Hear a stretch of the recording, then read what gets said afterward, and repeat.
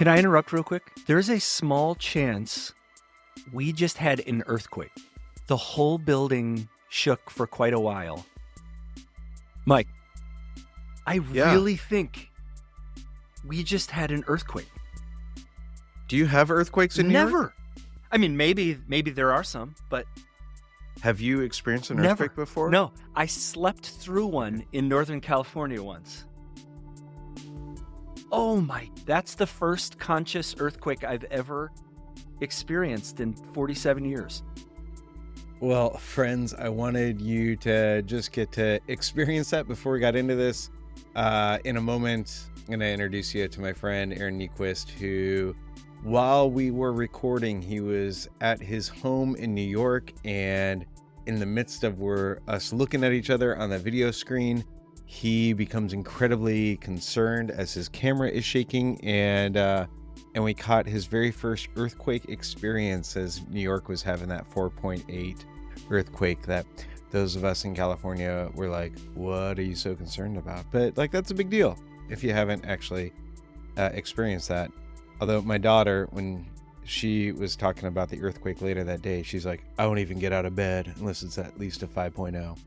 So we definitely have different experiences here. But anyways, I was editing that out. Wanted you to get to hear it before we jumped into everything. So proper introduction and everything is coming, but just wanted us to share in that experience together.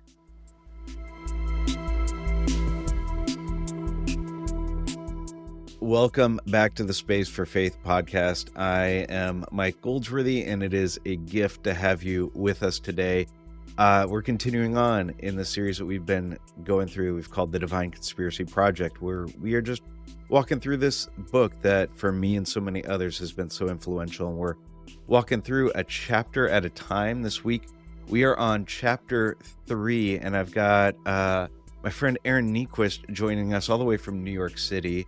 And Aaron's going to get into it with us here in a bit. But Aaron is a liturgist, a writer, a pastor, out in New York. And Aaron, I was realizing it was about almost exactly 2 years ago that you were last with us on the podcast. And we were talking about new liturgies, information, and we were talking about something that was like newer for you at the time, your pastors, priests, and guides. It was a retreat at the time. And now you've got several of those under your belt, and it's grown into something so much more. And so first, welcome to the podcast. Thanks for being back. And then I want to hear a little bit more about what's going on with all of that work. Hey, well, so good to be with you. Glad to have this conversation officially. We have these conversations on the side, and so this is fun to be back on the podcast. Yeah, I mean, you're exactly right. A couple years ago, we were just looking around, and it came out of a series of conversations that I was having with my pastor and priest friends. And every one of us was despairing and despondent and exhausted. And I had 2 coffees in a back-to-back where both a pastor and a priest said, if I didn't get paid by my church, I wouldn't even go to it. And it was just this moment of, we collectively, those of us who are part of the American church, are not doing okay. We gotta get the band together. We have to have a space, A, to be able to name that honestly and safely, and then B, to explore the kinds of practices that might invite us into health, into wholeness, into solidarity, into reimagination. And so, yeah, we started, it's called Pastors, Priests, and Guides. And we have 3 retreats this year, one coming up in Chicago in May. We have one in Philadelphia in July. And then we have one at the end of the year in November in Malibu. And so pretty excited about that. But yeah, the work has been deeply meaningful. It's very ecumenical. The group of guides, of women and men who lead us, are from all kinds of different Christian faith traditions, and that's been some of the gift of getting all together, I think. I love that. And then I saw you were launching something. Did you call it Between the Retreats? Yeah, very creatively named, Between Retreats. It's basically a space between retreats for the community to stay connected. And so the first month, we have a different guide every month. The first month, poet and good friend Drew Jackson was on.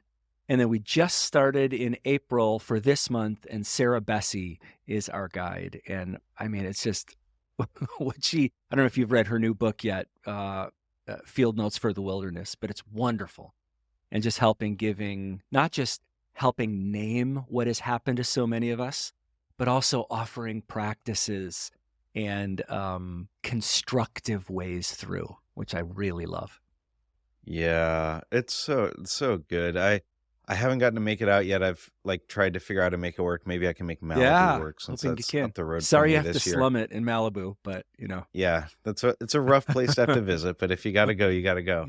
But I've connected with several folks that have been a part of some of these and just come back talking about like how meaningful and helpful it's been for them. I'm really grateful you're doing Yeah, this. thank you. I'll put a link in the show notes for folks, but where do they find all the info? Yeah, the central place is our website, Pastors, Priests, and Guides. Our main social media place is Instagram. So the Pastors, Priests, and Guides Instagram account is probably the way to stay in touch. But again, it's been so meaningful for me. I've been trying to not lose my faith for years and to be with others who are heartbroken by many of the same things, but are not giving up on the way of Jesus. That has been so heartening for me. So good. So good.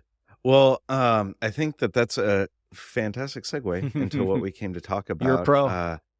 Mr. Willard and his book that for so many of us became a thing that was helpful in some ways saving our faith or reimagining our faith for some of us. I'm kind of curious, like, what your origin story is of like how you became familiar with Dallas. Yeah. How did you stumble across this book? What did that look like for you?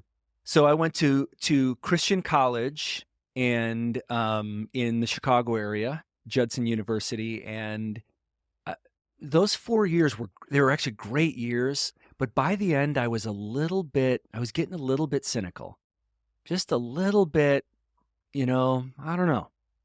And then I got a job at a church, Willow Creek, right down the road, and my faith promptly disintegrated. And I was, 6 months into my first ministry job, and I didn't know if I believed any of the songs that I was inviting people to sing. And that was it's easy to look back at it now. That was part of the story, whatever. If I put myself back in that place, it was so scary and terrifying. I felt like I was not just losing my faith, I was losing my mind. I was losing would I lose my family? Would I lose my relationships? Would I lose my job? I mean, it was very, very, it was a real big deal. And I had one friend, Chris, who was walking with me, and he said, "Have you ever read this book?" And I was desperate enough, and he gave me Divine Conspiracy, and I started it, and it's not a laugh a minute. It's not. I mean, it's dry, and I remember getting started thinking, well, but I was desperate, and I was in Michigan for some reason, and I remember, like, literally, I was sitting on the floor, leaning up against the couch in this space, and I was reading the Gospels of Sin Management. And it was halfway through that book, that chapter, that I started crying. And I didn't know why. And especially at that point, I was not a crier. I was pretty locked up. And it was the beauty of the invitation. Growing up in kind of fundamentalist Christian circles, I'd really internalized that the Christian story is believe these 3 things so you don't go to hell, and then try not to swear or have sex with your girlfriend. Like it was pretty small, this invitation.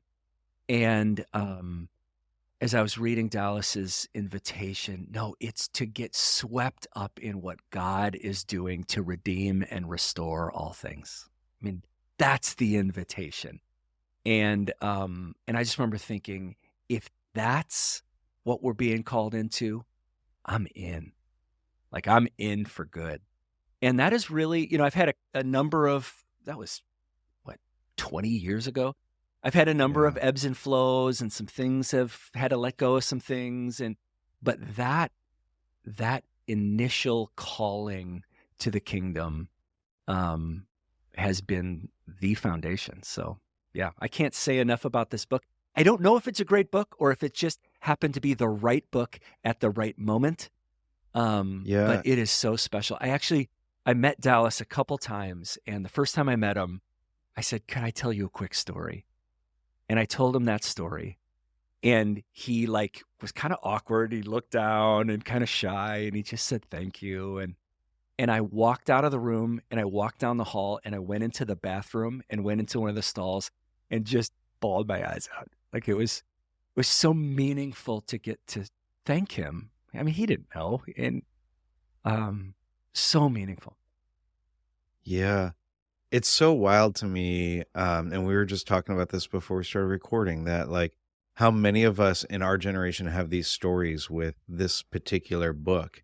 And it is curious, like, is it that it's this like magnificent book? Is it that it was right thing at the right time? Yeah. But like there's so many of us who would say like this book changed me, that this book opened me up in new ways, that this is sort of ground zero for whatever like sort of shift came, or even like saving our faith in some ways. It's so fascinating. I'm kind of curious. You mentioned you've been you didn't just read the chapter that we're covering, like you decided to start over. Yeah, I'm diving back into like the whole thing. Yeah.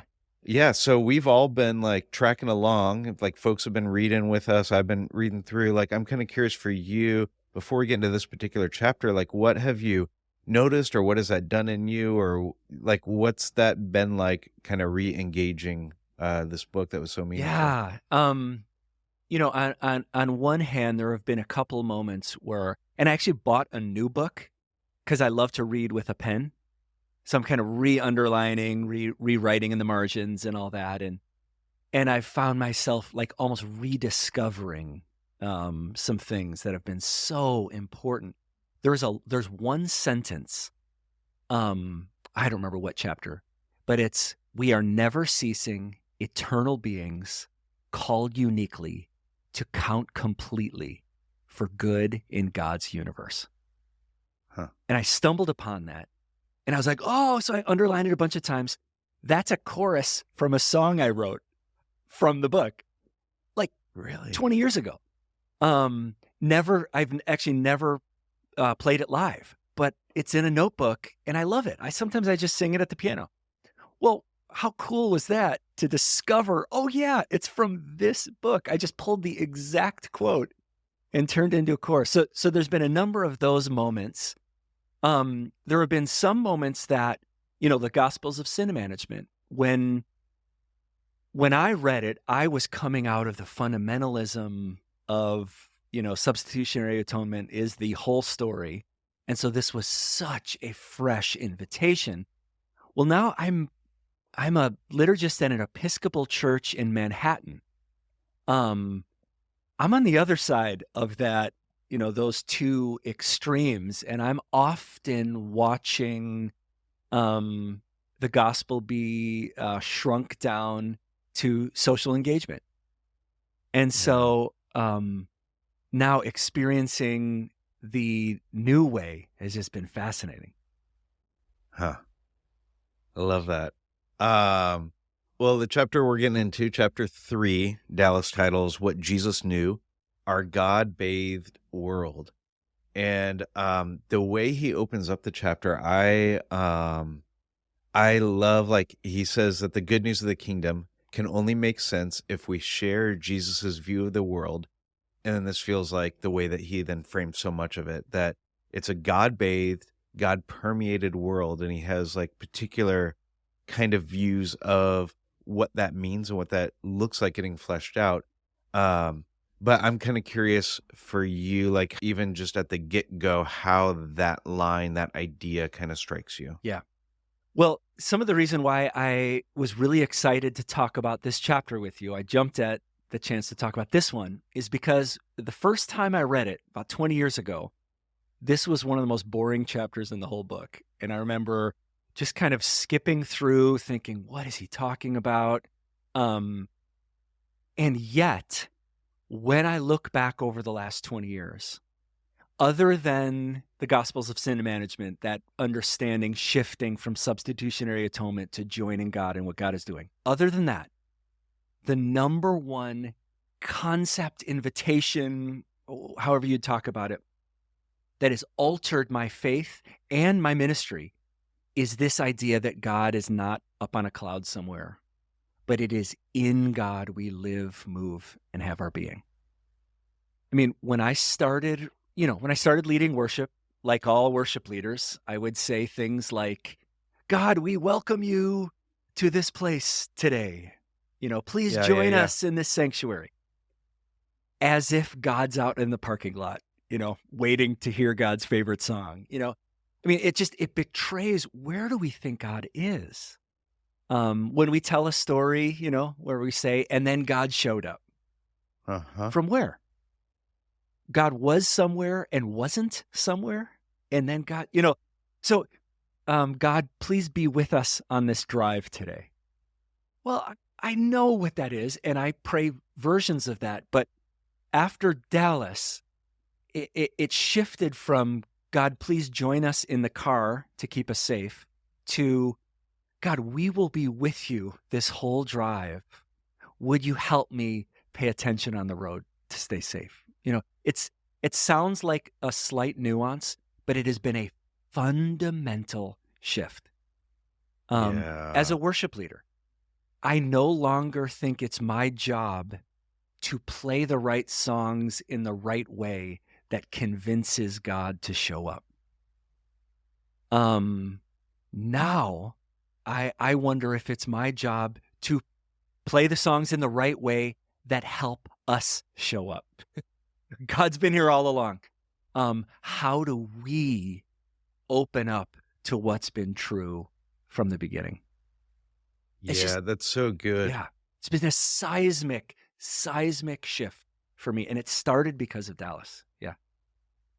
Well, one of the things that makes me think of it's a bit later in the chapter, so I'll skip over a bit to go to it, but he says something. Oh, here's what he writes. He says, the heavens progressively open to us as our character and understanding are increasingly attuned to the realities of God's rule from the heavens. And then he quotes this vision that Julian of Norwich shares, which reminded me of the experience that Thomas Merton has that's been really shaping for me the past few years, when he describes that he's standing on a street corner in Louisville, and then all of a sudden that he has this experience where he's overwhelmed with the realization that at the way that he loves these people that he doesn't know. He says they're shining like the sun. And so Willard begins to talk about this, this when you live with this sort of opening awareness to the heavens being opened all around you, in which he says the heavens is God's presence. That's the way the New Testament, when the New Testament talks about heaven, it's not this other realm or place, but it's God's presence. And then he says that as you grow in this awareness of it, that it begins to change the way that you see people, that way that you're encountering folks on the streets. What I'm kind of curious for you, what your experience then has been of that. Have you had those moments of shifting where you begin to see people, see experiences, see places differently as you grow in this awareness of being permeated with the heavens? Yeah, absolutely. And that shifting often begins, and I don't know if this is universal or if this is me because I'm more of an introvert. The shift usually begins when I'm alone, whether it's in my prayers or in my personal practice or sitting in silence. It's a shift from God, where are you? Come close, to you're already here, so am I.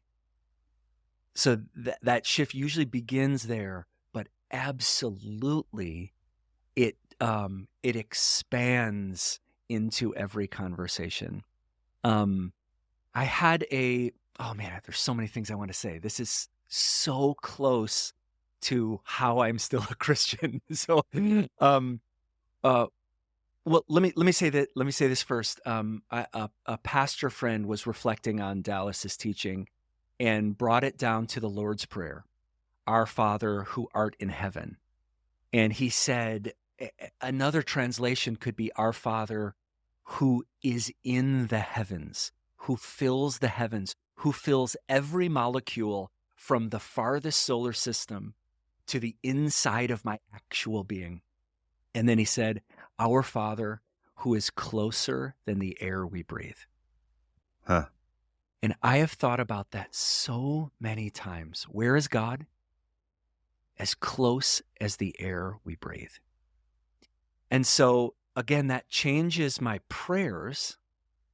That changes how I'm trying to lead a worship or a communal practice experience.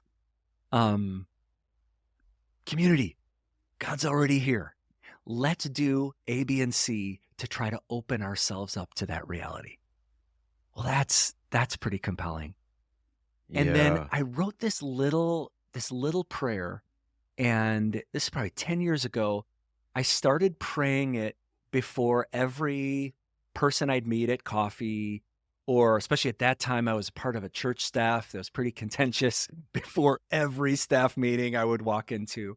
And I don't know if I can quote it exactly, but the heart was, God who fills the universe, every molecule, God who fills me and the person I'm about to talk to. Help us notice your nearness in that person and in myself, and tend to the presence together. I butchered it a little bit, but the heart was walking into every coffee shop, knowing God's already there, and not saying I'm bringing God there because I'm so spiritual, but naming God's already with that person, whether they're religious or not.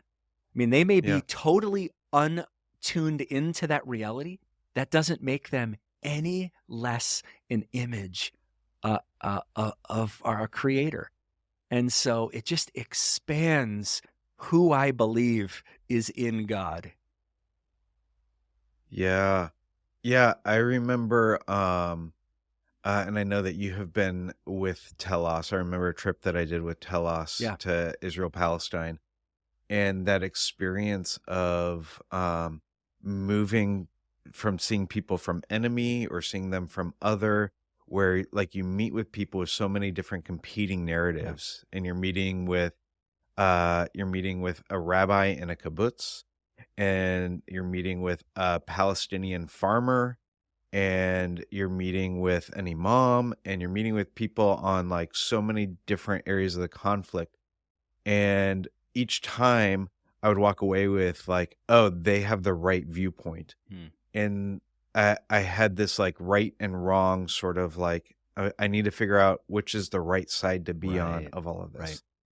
And I felt like one of the shifts that happened in me through that trip was to begin to see like to sit in the paradox where it's this complexity, where I have space for the humanity of people who I would have considered others, and begin to see them differently. And for me, that became one of those sort of like experiences that I think Dallas is describing there, of that sort of like God permeated world where like you're seeing God in the other, in all of humanity, and and then you walk away with the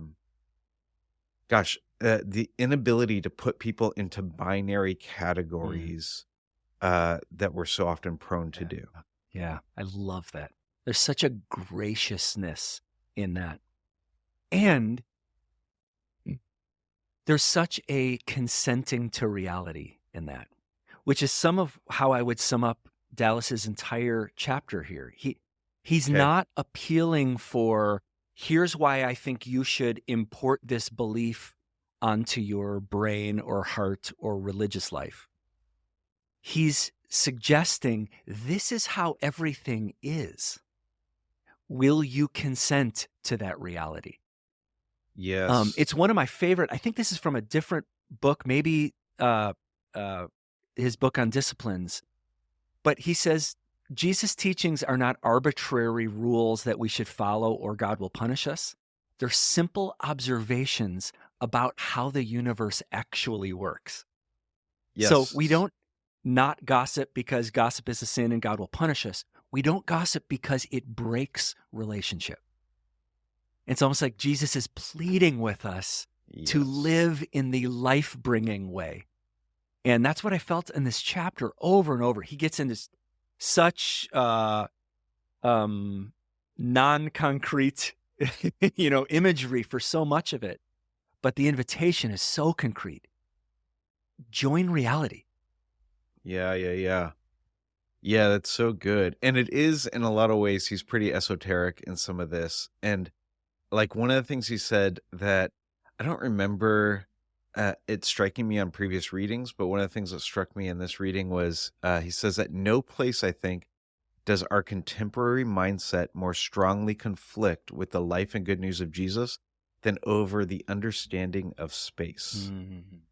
So this whole thing that we've been talking Yeah. about, that he's like, Yes. we can take God and make God in some other place, or we can say, he says, like, that you end up in this place where it's like God lives in your heart. Yeah, that's right. And you sort of like remove God and make God distant, or you make God so hyper localized that you miss that like larger permeation that, and I thought it was so fascinating that he would say, like, that's actually in conflict with experiencing the life and good news of Jesus when you view God in one of those ways. I had an activist friend who used to say we had talked a lot about going into God-forsaken places in the world. Oh, yeah. He said, no such thing. There are church-forsaken places.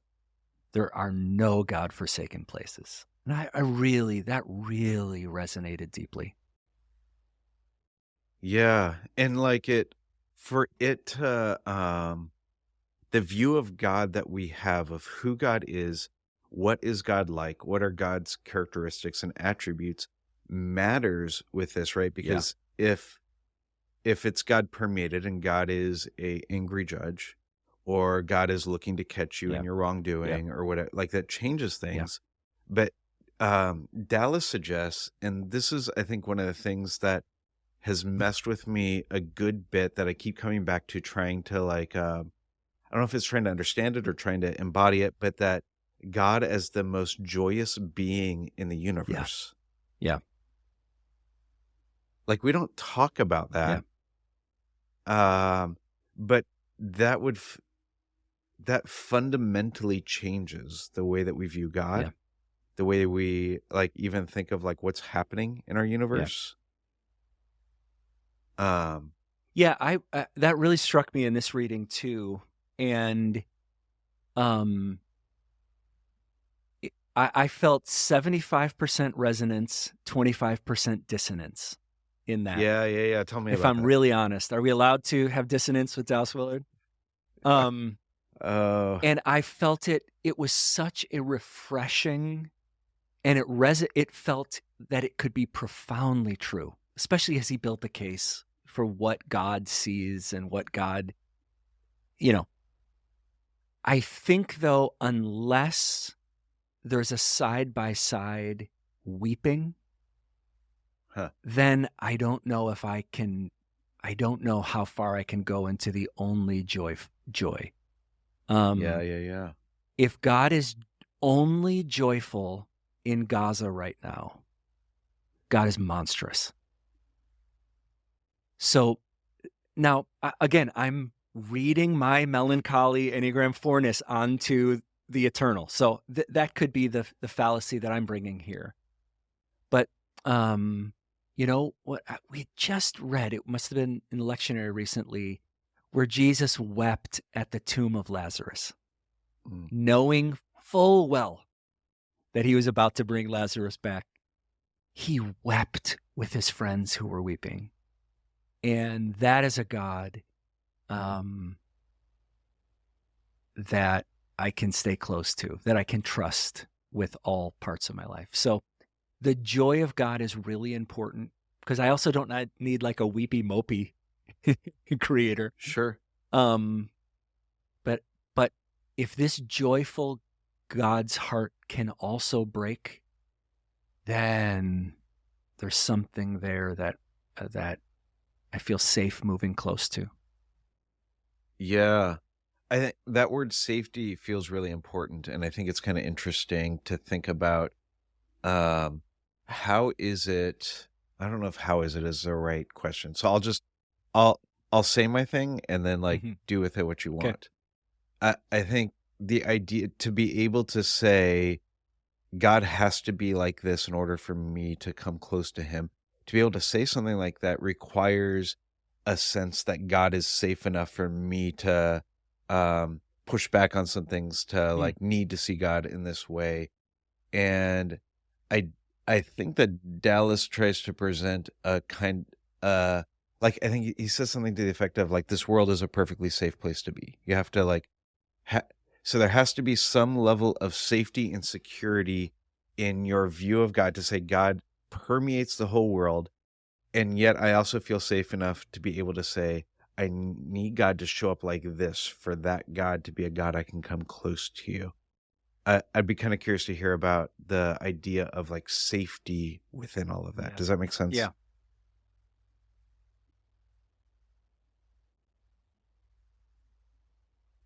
It's such a good question.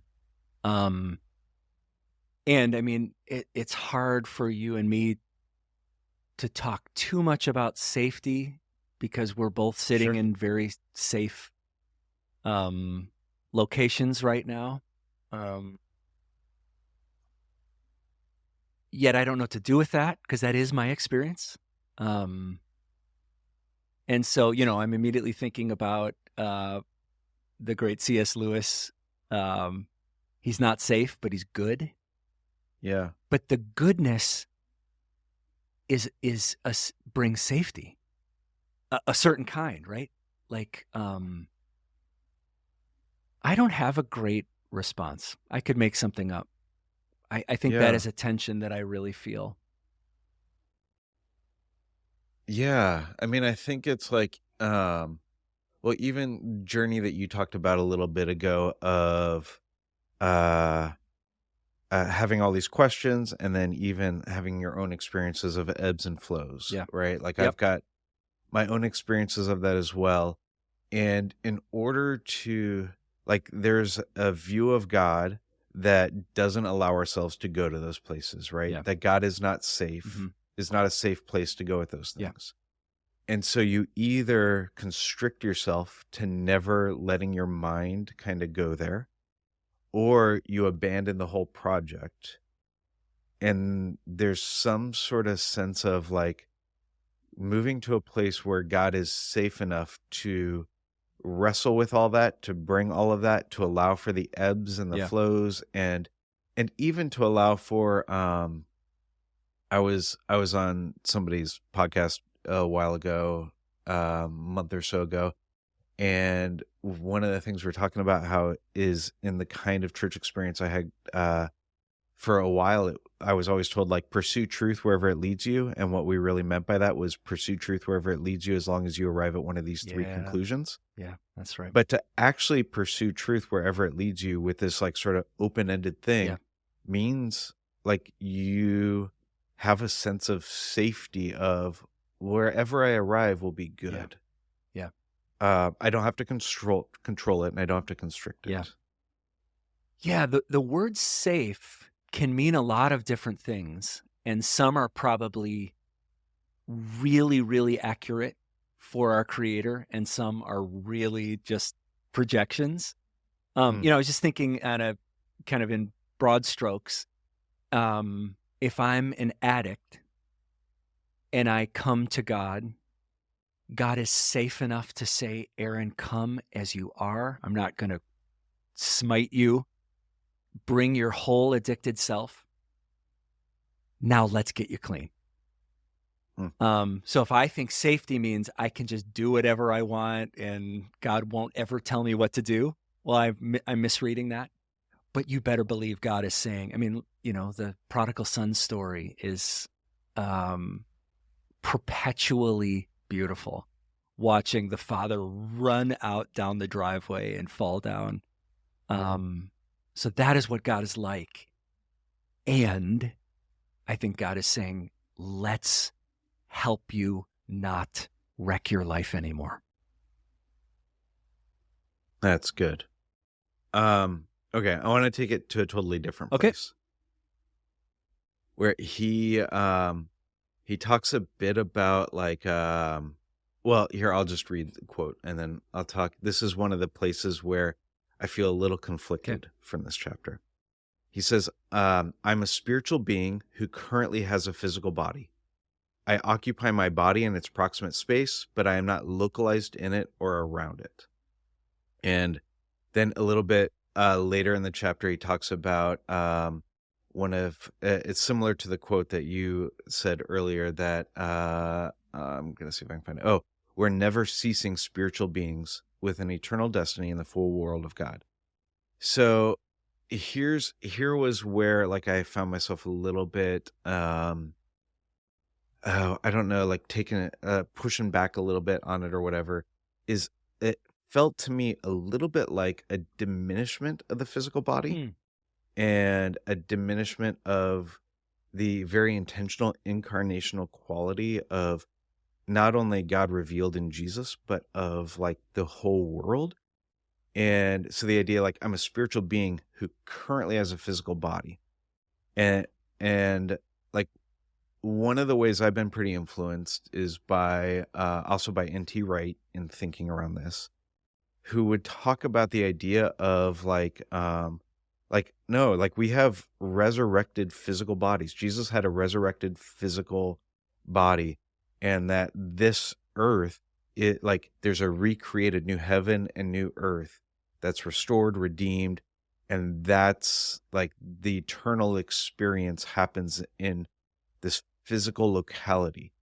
And so like I try not to spend a lot of time anymore in like theological debates about particulars that used to like get me down rabbit holes, but this one like hit me a bit because I think our physicality matters and it's a part of the original good creation, and I want to push against ways that seem to deny that.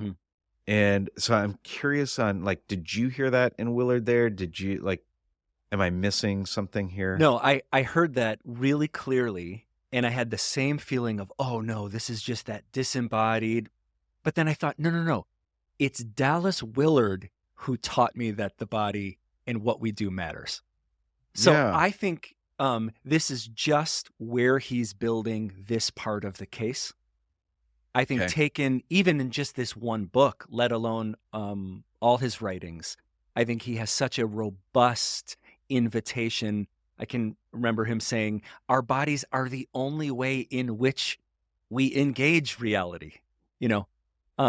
So I think he has a real high view of the body, but in this chapter, he's talking about the unceasing nature of our existence.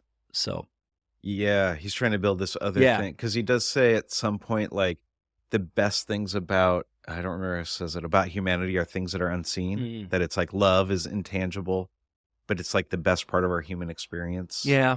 And so, again, I think taken on its own, this chapter on its own would not do it for me. But I think what he's trying to construct, this chapter is doing a particular thing. So that's my way to agree 100% with your discomfort. But I think Dallas is inviting us into something bigger. So yeah, that's good. That's helpful. It's helpful even like in it's so easy to decontextualize something, to take a quote like that and to miss or forget the larger work that's going on around it, and to try to localize it within a larger work. Well, he later on in the chapter talks about the idea of having faith in faith, or belief in belief. And says like, and then in that same sort of section, he says, I think that there's a lot of people who believe in Jesus, but not God. What do you like think he means by all of this? I don't know. That that was a little, it felt even a little out of place with the argument he was building right at that moment. So I remember Yeah. thinking, wow, what a beautiful quote. I don't know if I could explain that. If I were to step back and maybe not try to unpack that quote, but maybe Sure. get a little bit, what it seems like he's getting at is that idea that, and this is my language, not his, we love Jesus as a mascot, but not as a guide. We trust Jesus for the object of our worship and devotion, but not for the person who teaches us how to live in this world. And that is, we are seeing that play out in our country so profoundly, that many people who are the loudest about Jesus also yelling about anti-Jesus kinds of things. And we all do it. We all fall short. But there is a difference between saying, hey, I've fallen short again of the way I'm trying to follow, and what seems to be happening in some quarters of, we don't even try to do that kind of stuff. That's not what we're about. But we're using Jesus' name for this other thing. And so, I wonder if Dallas is just constantly trying to appeal to trusting Jesus means doing what he said. Do we do that? And that is a challenge for me. Yeah. Yeah. Well, it's definitely like the idea that you were talking about this earlier, of that, like, Jesus is inviting us into experiencing reality, and to trust that he actually knows, like, this is the best way to experience reality. And I think Dallas says it something like, we have to trust Jesus to actually be smart. Yeah. Which is such a, like, I feel like this is one of those ones that I continually come back to with Willard, and like wrestle around and think about, like, what do you do with this? That you have to trust him to be the smartest person in the world, that he actually, like, knows how the world works, knows how to be in the world, knows how to, like, do this, like, do the stuff. And so it's exactly what you're talking about, like, that it's like, we can't create this dichotomy of sort of trusting him in an esoteric, disembodied kind of sense, without, like, trusting that, like, he actually knows how to help us engage in the best, most real way in the world. Yes. I mean, let's take one concrete example that feels really alive right now. What are we to do with our enemies?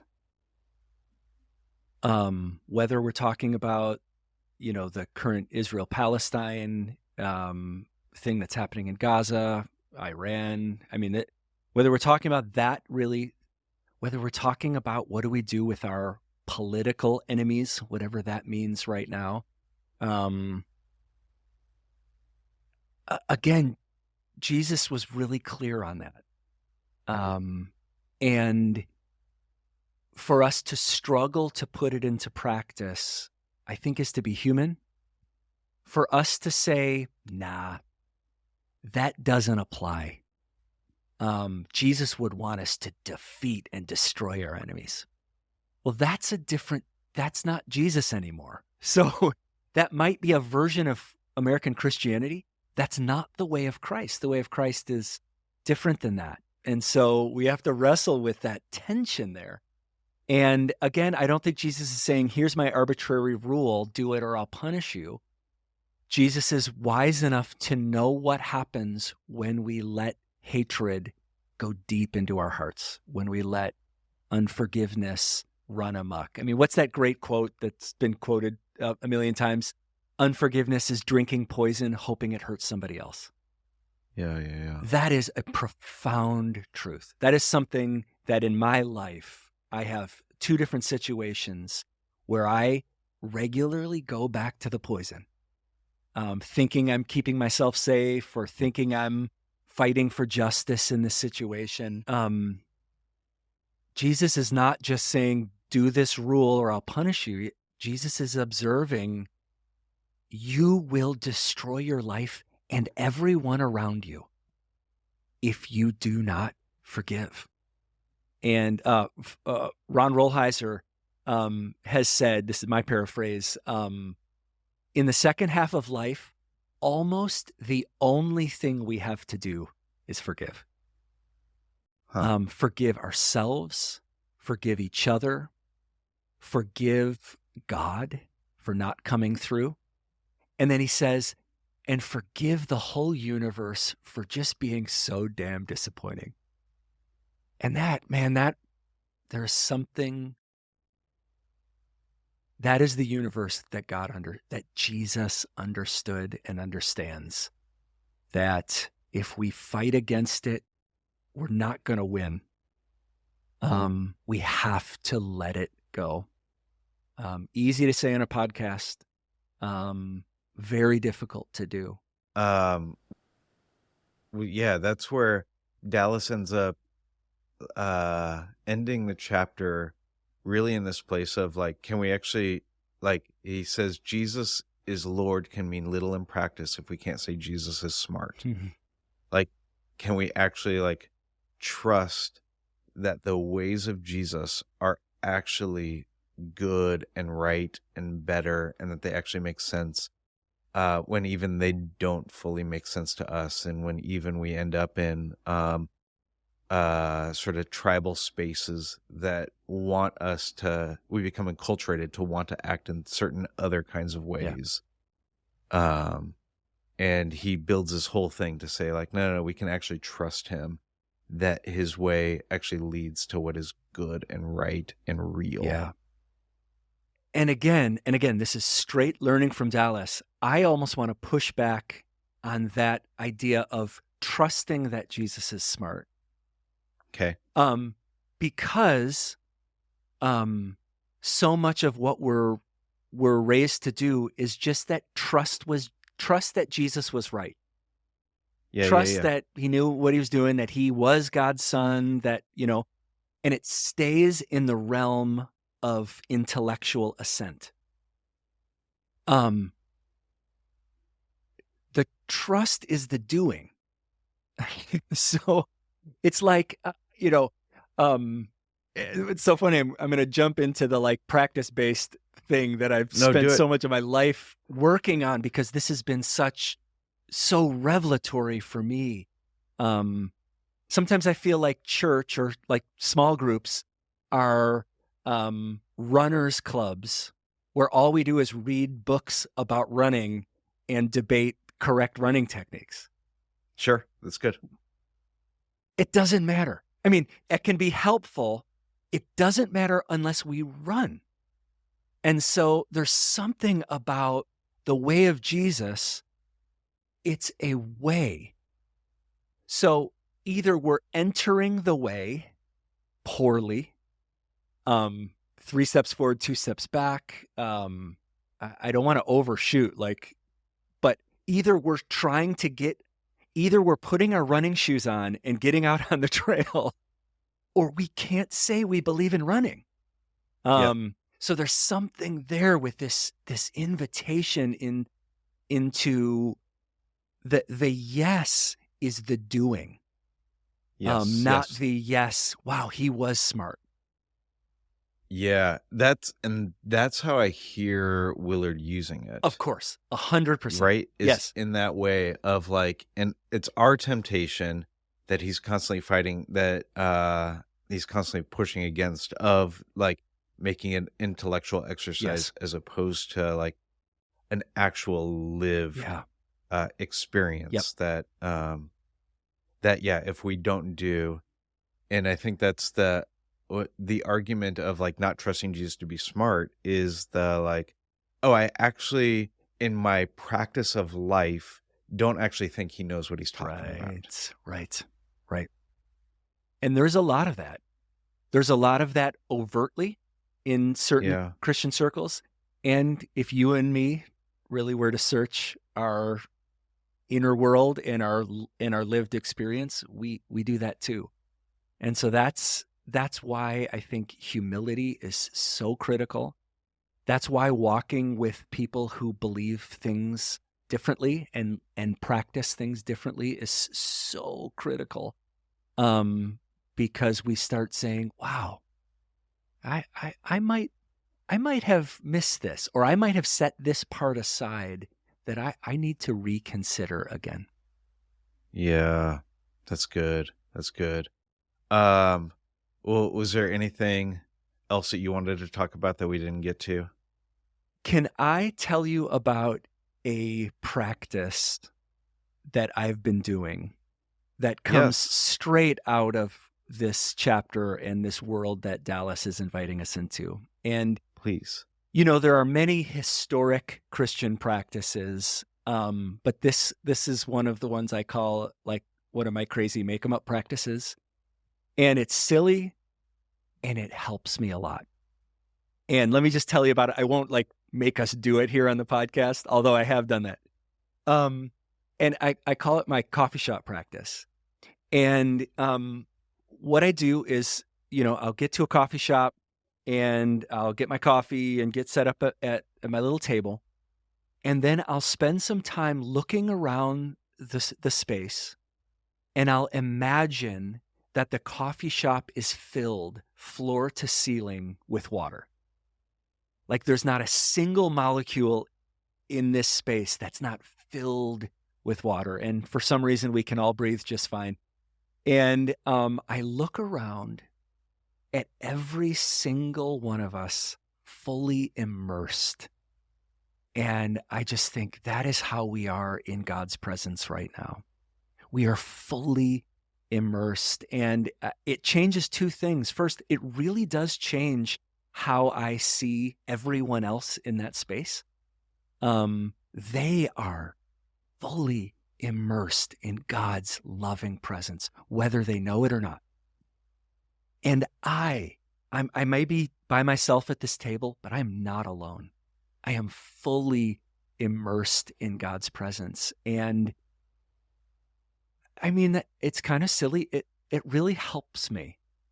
Side note, I had an experience once where I was looking at someone across the room, and I just was like, God, thank you for that person. Thank you that you love them. Thank you that, and right at that moment, they looked up and saw me looking right at them.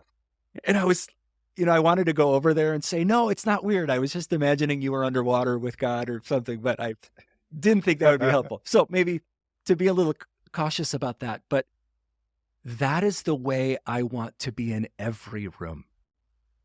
When I'm having a difficult conversation with my wife, I want to also imagine the reality that she is fully immersed in the loving presence of God, even as we're talking about this difficult thing.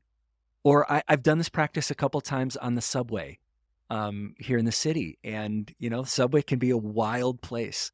But to imagine that every single one of us sitting in this little thing riding under the city, fully immersed in God's loving presence, it really changes how I engage the world.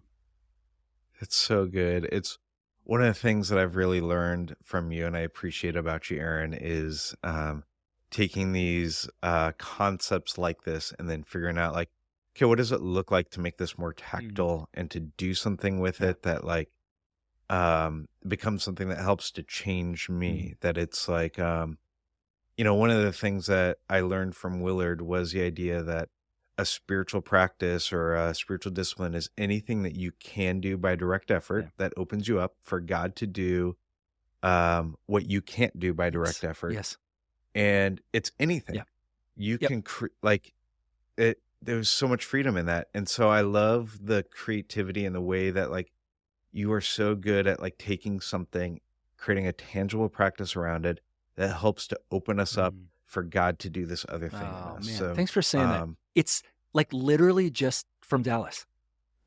I say this to start every retreat by saying a very similar thing, and that's this. Spiritual practices don't cause God to do anything. God is already doing everything. Spiritual practices simply open us up to what God has been doing all along. And so there is great goodness and wisdom in these simple, whether they're historic or crazy make-em-up practices that open us up to God's nearness. Oh, that's so good. I appreciate that. Thanks.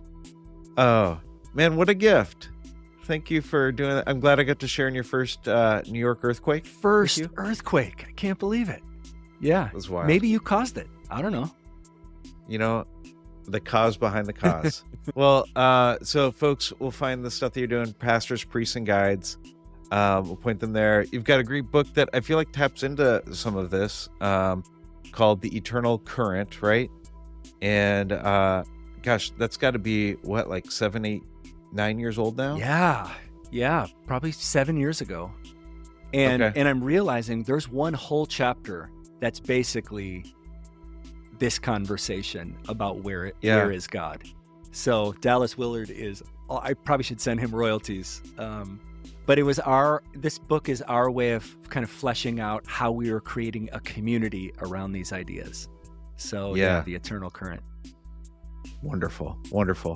Well, Aaron, such a gift. Thanks for making some time today. I appreciate it. Glad to be with you, my dude.